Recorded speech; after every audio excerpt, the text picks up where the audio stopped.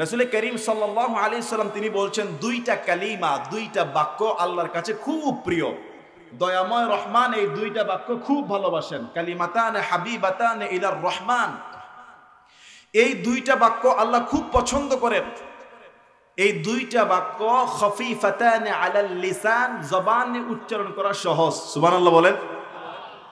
জবানে উচ্চারণ করা কি সহজ। সাকিলাতান ফিল মিজান, এই দুই বাক্য মিজানের পাল্লায় অনেক ভারী হবে, ওজন হবে। আল্লাহু আকবার বলেন। বাক্য কয়টা? আওয়াজ করে বলেন ভাই, কয়টা? দুইটি বাক্য। রাসূল বলতেছেন, আমি বলতেছি না, যে এই দুইটা বাক্য দয়াময় রহমানের কাছে খুব পছন্দনীয়, খুব প্রিয়। এই দুইটা বাক্য বলতেও সহজ, আর এই দুই বাক্য যদি কোনো ব্যক্তি বলে, আল্লাহ তাআলা ওই দুই বাক্য ওই ব্যক্তির আমলনামার মিজানের পাল্লায় অনেক ভারী আর ওজনদার হয়ে যাবে। আর একটু আস্তে বলেন সুবহানাল্লাহ। কারণ সুবহানাল্লাহ বললে তো জানি আবার গুনাহ হয়ে যায়। রাসূল বলছেন, কেউ যদি একবার সুবহানাল্লাহ বলে, জান্নাতে তার জন্য এমন একটা গাছ হয়, যে গাছ এত বড়, ওই গাছের যে ছায়া, ওই ছায়াটা একটা ঘোড়া, তেজি ঘোড়া 100 বছর দৌড়াইলো ওই জান্নাতের একটা গাছের ছায়া শেষ করতে পারবে না। সুবহানাল্লাহ কয়বার বললে? কেউ যদি একবার বলে, তার নামে একটা গাছ জান্নাতে হয়। তা সুবহানাল্লাহটা যদি বলতে কৃপণতা করেন, তাহলে আর কি মুসলমান কি দেশ বিজয় করবেন? ভারত তো দেশ এমনি নিয়ে যেতেছে। কথা বলেন। এইটা বাংলাদেশ, এই দেশের উপরে শকুনের চোখ দিয়া লাভ হবে না। কথা বলেন ঠিক কিনা? আমরা আমাদের রক্ত দিয়ে আল্লাহর এই জমিনকে স্বাধীন করেছি, রক্ত দিয়ে এই জমিনের জিম্মাদারিত্ব গ্রহণ করব। তারা যেইভাবে গুজব ছড়াচ্ছে, সেই গুজবে মনে হচ্ছে যে যুদ্ধ লাগাই দিবে, মনে হচ্ছে যে গুজবে যুদ্ধ লাগাই দেবে। ওরা জানে না 71 সালে আমরা কি মার দিয়েছি, ওরা জানে না 2024 সালে আমরা কি মার দিয়েছি। যদি ভারত তাফালিং করে, প্রয়োজনে ডবল মার দেওয়া হবে। কথা বলেন ঠিক কি না? তাফালিং চলবে না। ওই দেশের মুসলমানদেরকে হত্যা করছে, মসজিদ ভাঙছে, আর বাংলাদেশের জন্য কান্নাকাটি করতেছে। অথচ বাংলাদেশের যারা সনাতনী ধর্মের হিন্দু ভাইরা আছে, খ্রিস্টান আছে, বৌদ্ধ আছে, ঐক্যবদ্ধ হয়ে সবাই বলতেছে, আমরা এই দেশে এত শান্তিতে আছি, জামাইয়ের আদরের মতো আছি।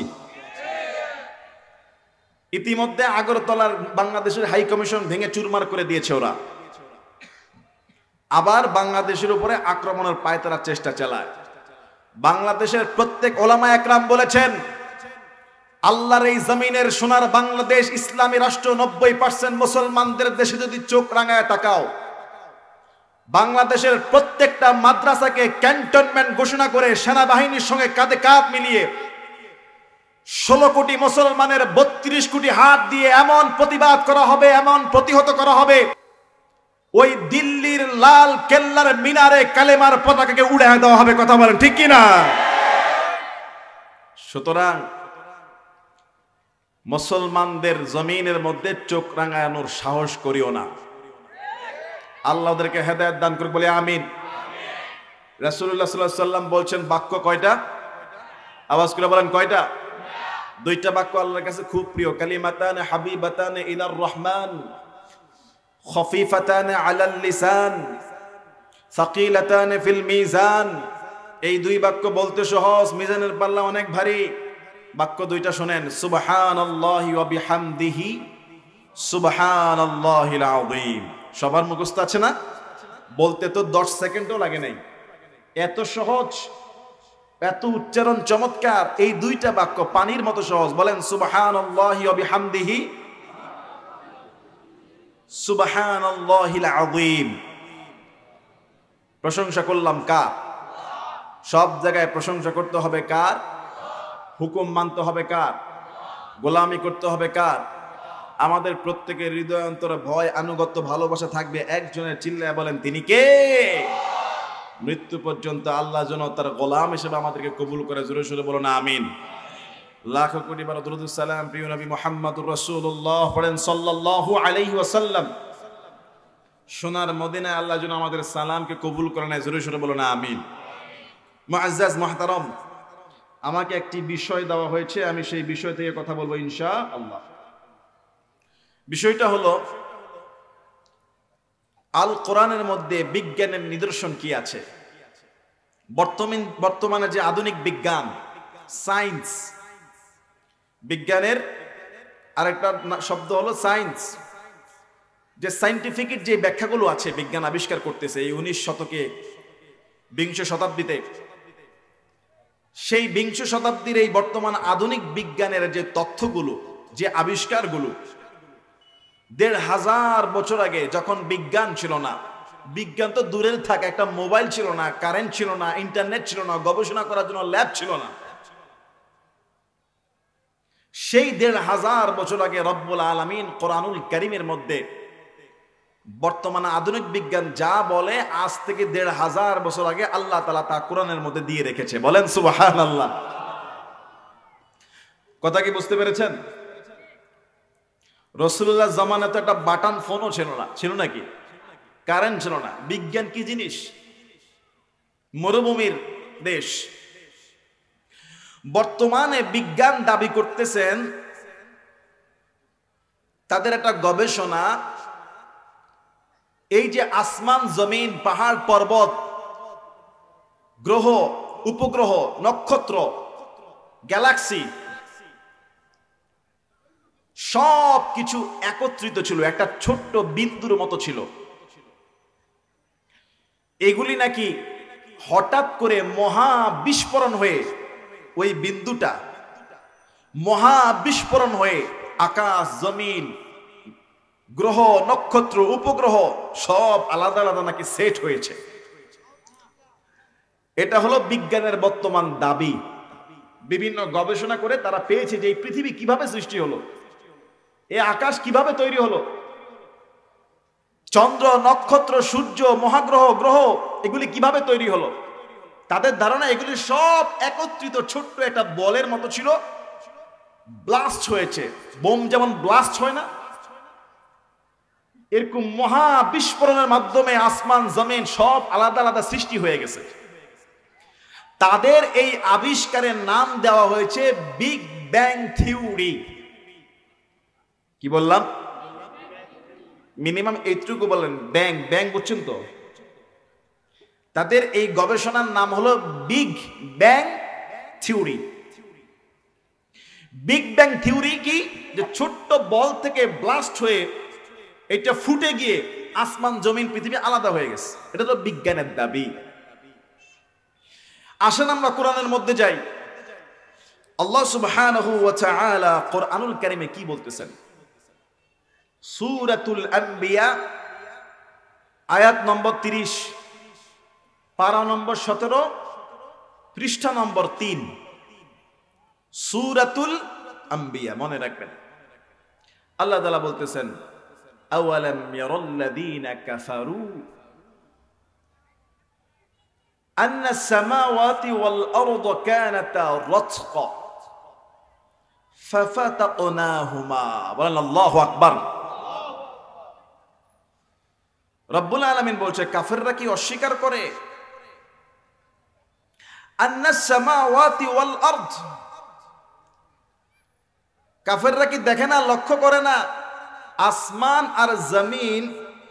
কি হলো, বয়ান শুরু না করতেছিলেন ধর্মিয়া, এগুলো আপনারা করেন। শৃঙ্খলা বিভাগ কি করতেছেন?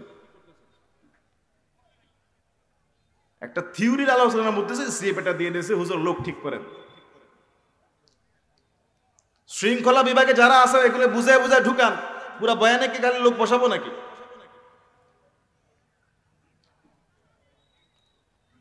আওয়ালাম ইয়ারাল্লাযীনা কাফারু আন্না আস-সামাওয়াতি ওয়াল আরদা কানাতা রাতকা। আল্লাহ তাআলা বলতেছে, যারা কুফরি করে, যারা অস্বীকার করে, তারা কি দেখে না আসমান আর জমিন কানাতা, মুআন্নাসের সিগা ব্যবহার করা হয়েছে, রাতকা, এগুলো ছিল একত্রিত। আসমান আর জমিন একত্রিত ছিল। ওই বিজ্ঞানের কথা মতো মিলে যায়। দেখেন, বিজ্ঞান বলছে এগুলি একত্রিত ছিল। আল্লাহ তাআলা বলে আসমান আর জমিন এগুলি একত্রিত ছিল। ফাফাতাকনাহুমা, আমি আল্লাহ পাক রব্বুল আলামিন এগুলিকে পৃথক করে দিলাম। জোরে বলুন সুবহানাল্লাহ। এই যে বিগ ব্যাং থিওরি, পৃথিবী একত্রিত ছিল আর আলাদা হলো, আজ থেকে ১৫০০ বছর আগে কোরআনে সূরা আম্বিয়ার ৩০ নম্বর আয়াতে ঘোষণা দিয়েছেন কে? আরো জোরে বলুন কে? বর্তমান বিজ্ঞানের আবিষ্কারের সঙ্গে আল্লাহর কোরআন আয়াত মিলে কিনা বলেন বলেন। ওরা বলে এই কোরআন পুরাতন গ্রন্থ হয়ে গিয়েছে, এটা মুহাম্মদের সেকালের গ্রন্থ। নাউজুবিল্লাহ বলেন। এই বর্তমান আধুনিক যুগে নাকি কোরআন চলে না। আরে বেটা, কিয়ামত পর্যন্ত যত গবেষণা করবি ততই কোরআনের সঙ্গে মিলে যাবে, কোরআন আরো আপডেট হয়ে যাবে। বলেন আল্লাহু আকবার। মুআজ্জাজ মুহতারাম, আমার এই কথাটা কি বোঝা গেছে? কিছুটা কি বোঝা গেছে? আমার সামনে কিন্তু দুইটা কোরআন, একটা কোরআন আর একটা কোরআনের নোট খোলা। এর মাঝখানে যদি কেউ স্লিপ দেন, কথা বলেন, তাহলে কিন্তু আলোচনা শেষ। এটা কিন্তু ইউসুফ জুলাইখার কাহিনী চলতেছে না যে থামায় দিবেন আবার বলবো। সায়েন্টিফিক একটা আলোচনা রেডি করেছি, আলোচনা বলার পরিবেশ দান করে দেয়। বলেন আমিন। বর্তমান বিজ্ঞান বলছে বিগ ব্যাং থিওরি, ছোট্ট একটা বল ব্লাস্ট হয়ে, ছোট্ট একটা বিন্দু থেকে ব্লাস্ট হয়ে আসমান জমিন সবকিছু আলাদা হয়ে গিয়েছে। আল্লাহ পাক রব্বুল আলামিন বলছেন, আওয়ালাম ইয়ারাল্লাযীনা কাফারু আন্নাস সামাওয়াতি ওয়াল আরদা কানাতা রাতকান ফাফাতাকনাহুমা। কাফেররা কি দেখে না আসমান জমিন একত্রিত ছিল? কানাতা রাতকান, রাতকান মানে আসমান জমিন একসঙ্গে ছিল, আলাদা ছিল না। ফাফাতাকনাহুমা, আমি আল্লাহ দুইটাকে আলাদা করে দিলাম। বিজ্ঞান বলে সব একত্রিত ছিল, এগুলি ব্লাস্ট হয়ে আলাদা হয়ে গিয়েছে। আল্লাহ বলছে তোমাদের কথাও ঠিক আছে, তোমাদের এই কথার আগে আমি আল্লাহ কোরআনে সেই কথা দান করে দিয়েছি। সুবহানাল্লাহ। এটা হলো বিগ ব্যাং থিওরি। এটা কি theory? Big bang theory 1 number. 2 নাম্বারে বিজ্ঞান বলে সব মানুষ, যত জীব আছে সব কিছুর সৃষ্টি নাকি পানি থেকে। কি থেকে? বিজ্ঞান বলে সব কিছুর সৃষ্টি হলো পানি থেকে। যখন মাইক্রোস্কোপ আবিষ্কার করা হলো, মাইক্রোস্কোপ দিয়ে একটা মানুষের শরীরের মধ্যে এই অণুযন্ত্র দিয়ে লক্ষ্য করা হলো। মাইক্রোস্কোপ সেই যন্ত্র দিয়ে দেখা যায় মানুষের শরীরে 90% কোষ হলো পানির। আল্লাহু আকবার। একটা জীব, একটা প্রাণী, তার শরীরের 90% হলো পানির কোষ। কিসের কোষ? বিজ্ঞান বলে সব পানি থেকে সৃষ্টি। সব কিসের থেকে সৃষ্টি? পানি থেকে সৃষ্টি। আল্লাহ পাক রব্বুল আলামিন সূরা আম্বিয়ার এই 30 নম্বরে আয়াত আজ থেকে ১৫০০ বছর আগে জানায় দেয়, ওয়াজআলনা মিনাল মাই কুল্লা শাইইন হাই আফালা ইউমিনুন। আল্লাহ বলছে যত প্রাণ আছে সব প্রাণকে আমি আল্লাহ পানি থেকে সৃষ্টি করেছি। আফালা ইউমিনুন, তবু কি তোমরা ঈমান আনবা না? সুবহানাল্লাহ। বিজ্ঞান বলে সব পানি থেকে, আর আল্লাহ বলে সব পানি থেকে বানাইছি।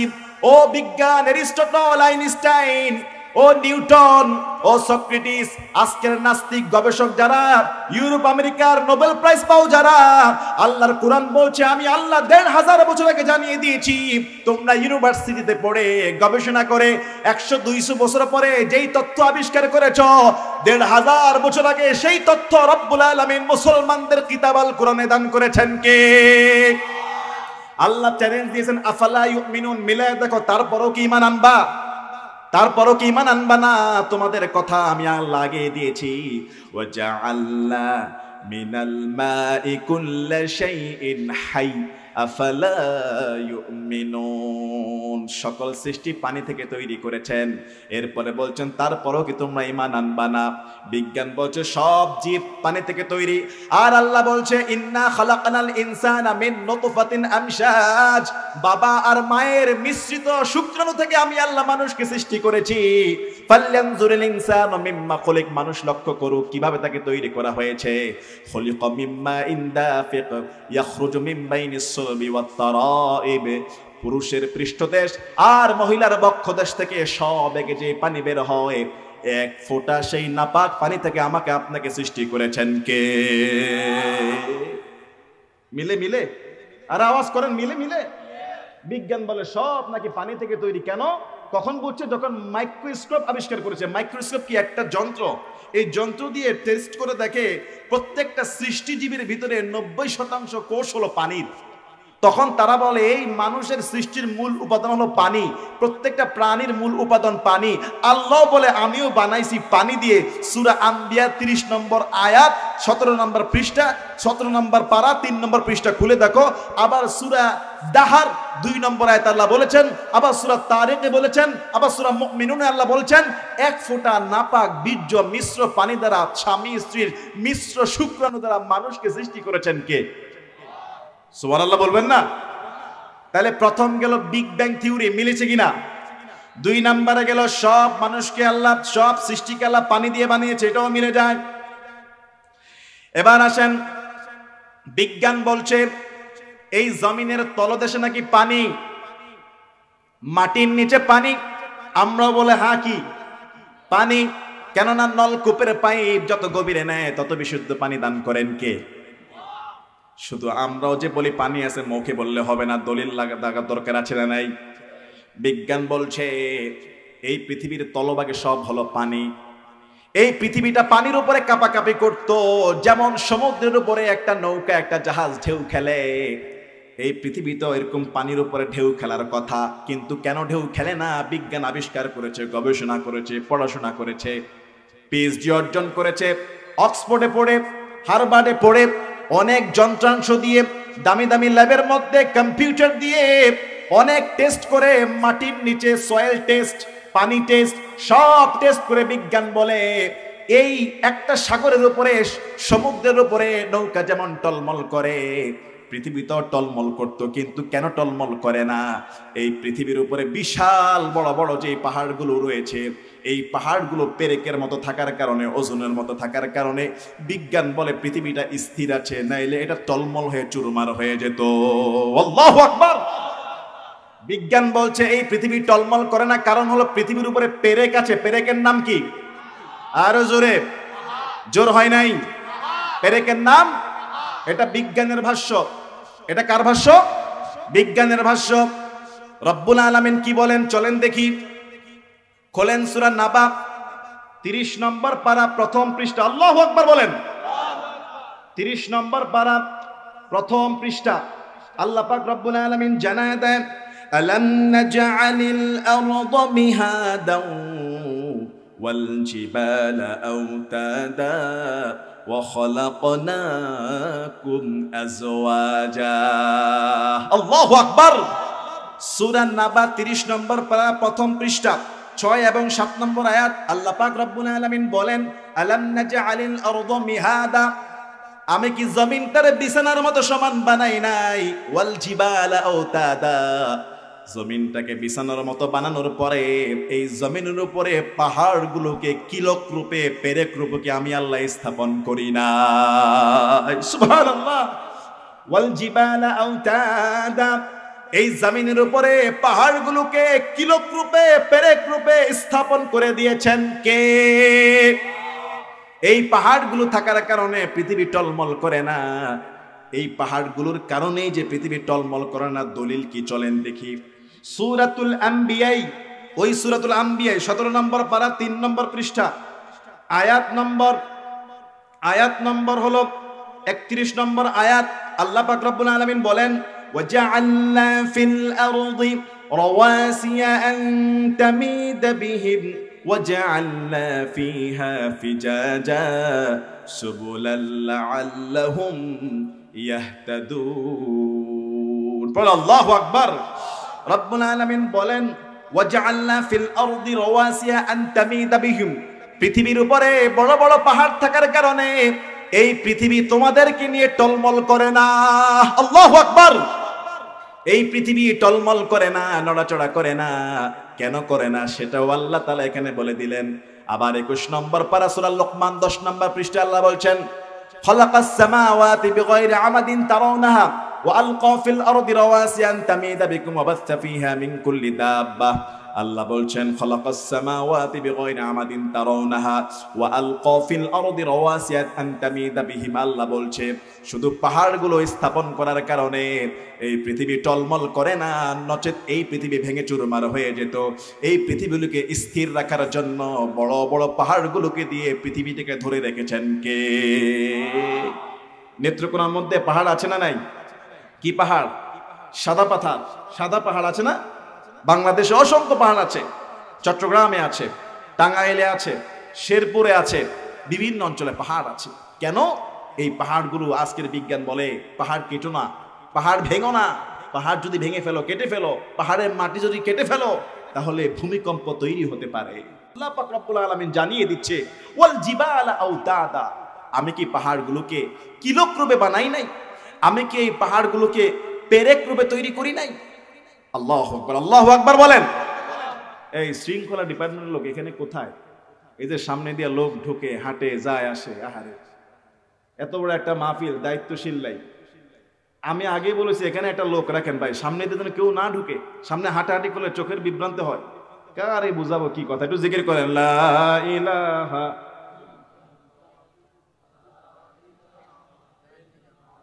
যা যেমনে মন চায় সামনে হাঁটতেছে, আসতেছে, যাচ্ছে। জিকির করি ভাই, লা ইলাহা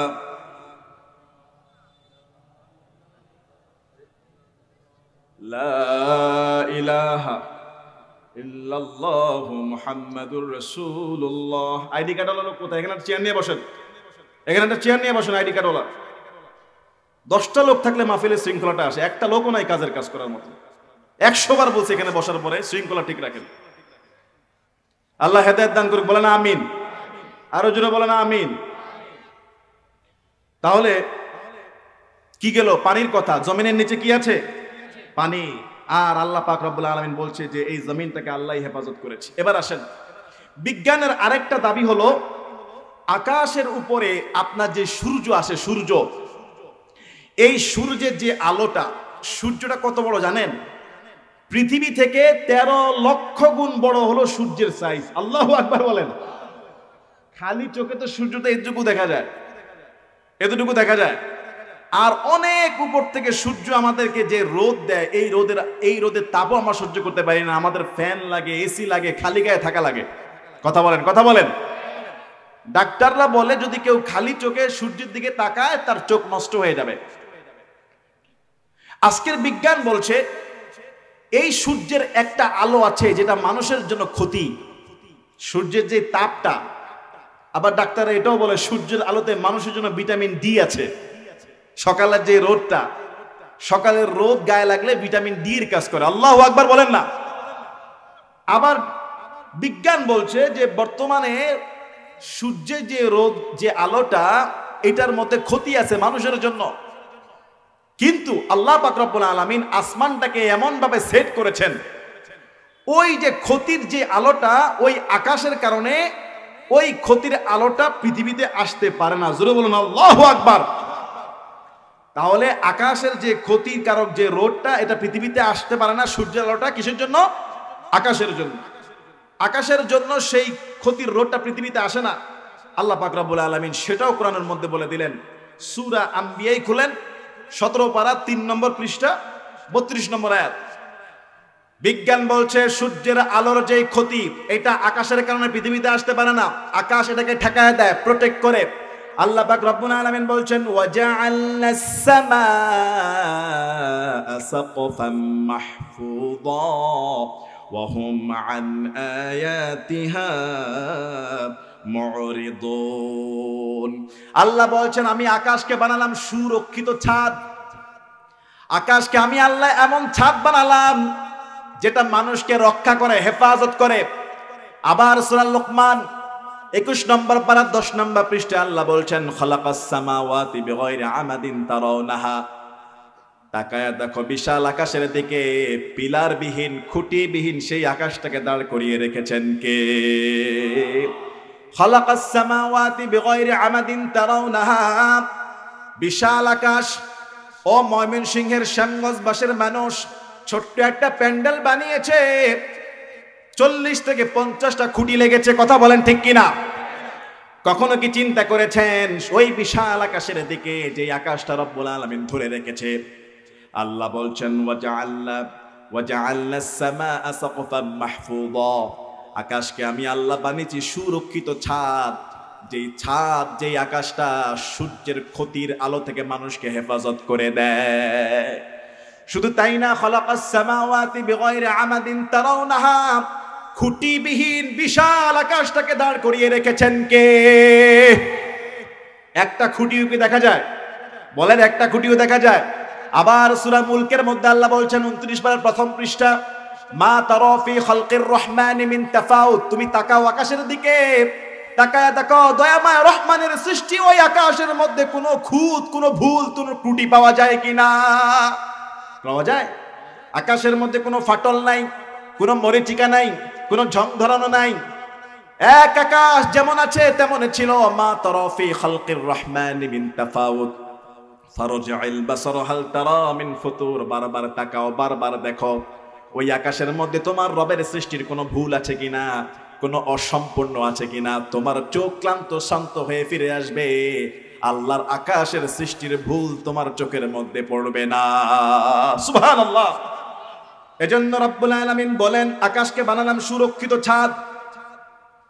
এবার আসেন, বিজ্ঞানের দাবি হলো, বিজ্ঞান প্রথম দাবি করেছে পৃথিবী ঘুরে, সূর্য স্থির থাকে। এরপরে বিজ্ঞান বলে পৃথিবীও ঘুরে, সূর্যও ঘুরে। বিজ্ঞান নিজেকে ঠিক রাখতে পারছে না যে কোনটা ঘুরে কোনটা দাঁড়ায় থাকে। আল্লাহু আকবার। সর্বশেষ বিজ্ঞানের সিদ্ধান্ত, সূর্য ঘুরে, চাঁদ ঘুরে। সূর্যটা ঘুরতে লাগে 25 দিন, চাঁদ লাগে 28 দিন।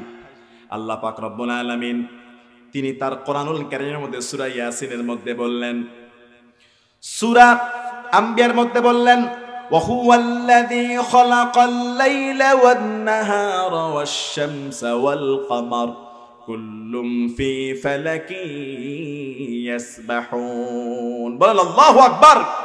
রব্বুল আলামিন বলেন, ওয়া হুয়াল্লাযী খালাকাল লাইল ওয়ান নাহার ওয়াশ শামস ওয়াল কমার, তিনি রাত সৃষ্টি করেছেন, তিনি দিন সৃষ্টি করেছেন, তিনি সূর্য সৃষ্টি করেছেন, তিনি চাঁদ সৃষ্টি করেছেন।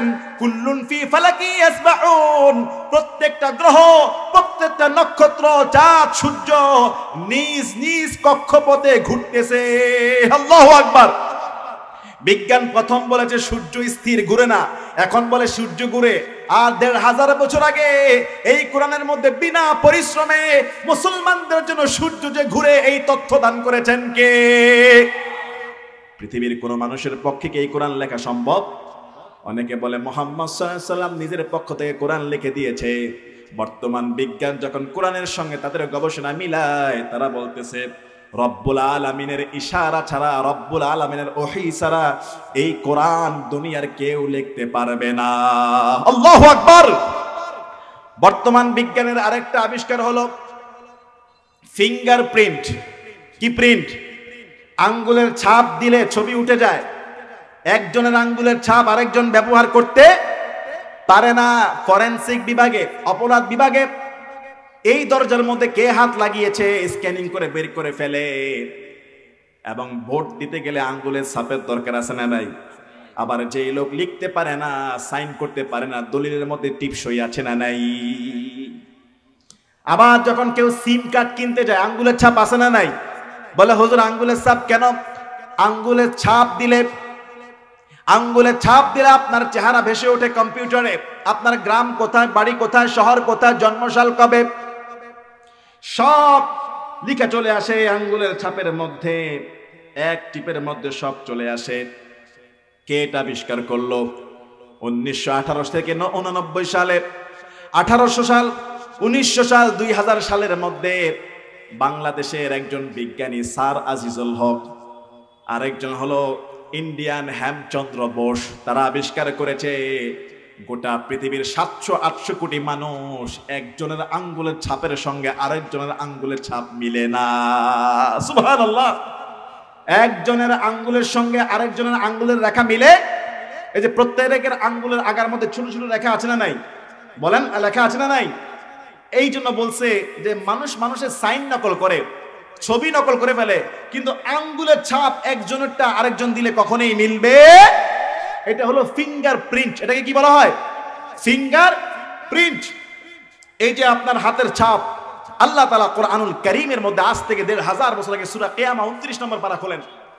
আল্লাহ বলছেন, আয়াহসাবুল ইনসানু আল্লান নাজমা ইযামাহ, এরা কি ধারণা করে মৃত্যুর পরে মানুষের হাড় পচে যাবে, কবরের মাটির সঙ্গে মিশে যাবে। আমি আল্লাহকে কিয়ামত ময়দানে, কিয়ামতের দিনে এই পচা, এই গলা, এই হাড়, এই শরীরকে একত্রিত করতে পারবো না। কাফেররা বলে মানুষ মরে গেলে কিসের হিসাব, মরে যাবে, গলে যাবে, পচে যাবে, এটা তো আর কোনোদিন কেউ সৃষ্টি করতে পারবে না। নাউজুবিল্লাহ বলবেন না?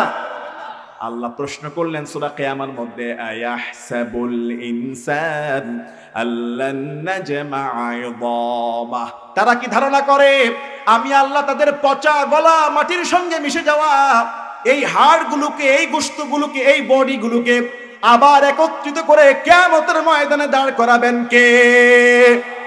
এই বিশ্বাস আছে? আল্লাহ প্রশ্ন করে তারা কি মনে করে আমি পারবো না, আমি পারবো না? আল্লাহ বলছে শোনো, শুধু হাড়, গোড়, গোশত, মাংস, চামড়া, পশম চেহারায় একত্রিত করব না, বালা কাদিরিনা আলা আন নুসাউইয়া বানানা। আল্লাহু আকবার। আল্লাহ বলছে বালা কাদিরিনা আলা আন নুসাউইয়া বানানা, এমন কি আঙ্গুলের যেই অগ্রভাগ, তোমার আঙ্গুলের যেই মাথা, দুনিয়াতে যেই আঙ্গুলের টিপ দিলে পাসপোর্ট হয়ে যায়, ভোটার আইডি কার্ড বেরিয়ে যায়, একজনের জাল ভোট আরেকজন দিতে পারে না, একজনের টিপসই দলিল নকল করতে পারে না।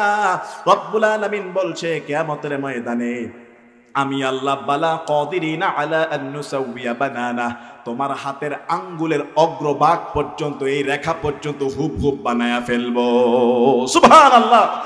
কোরআনের মধ্যে আল্লাহ আঙ্গুলের অগ্রভাগ কেন বললেন?